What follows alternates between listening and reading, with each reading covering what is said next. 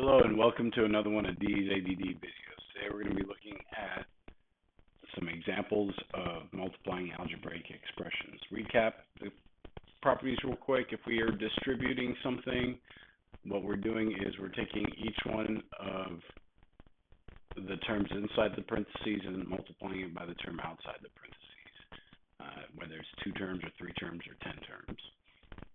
And then if you FOIL, it's first, outer, inner, last, or you can use that little Punnett square, the little table there.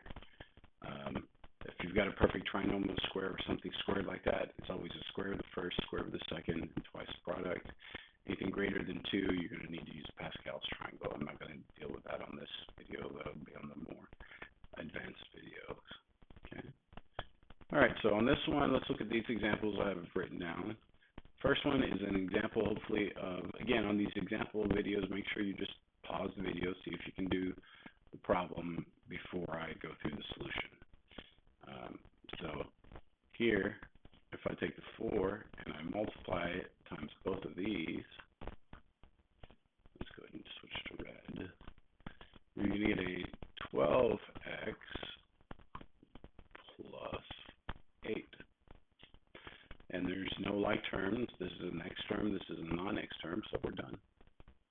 Wasn't too bad. Let's look at this one here. We got an x in our term we're multiplying through now. So again, we're going to take this whole 3x times both of these. So the first one's going to give me 3x times x minus 3x times 2, which gives me 3x squared minus 6x.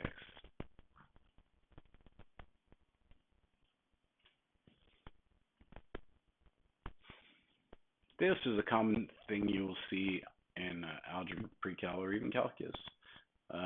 These two terms in the first spot are the same, x and x, and then the second spot are the same, y and y. The only thing differing is a plus and a minus sign.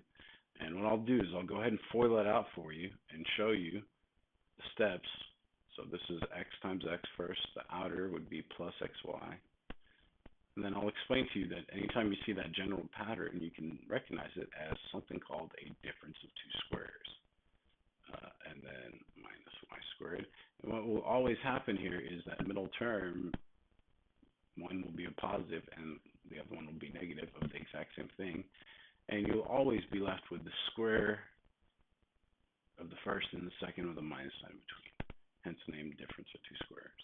So if you see a difference of 2 squares and you want to factor and you want to go backwards, it's always just take the square root, put a plus in one and minus in the other. Okay? So we will see that again. Here we have a perfect trinomial square. You can go off to the side and FOIL it out and rewrite this as 3x plus 1 times 3x plus 1.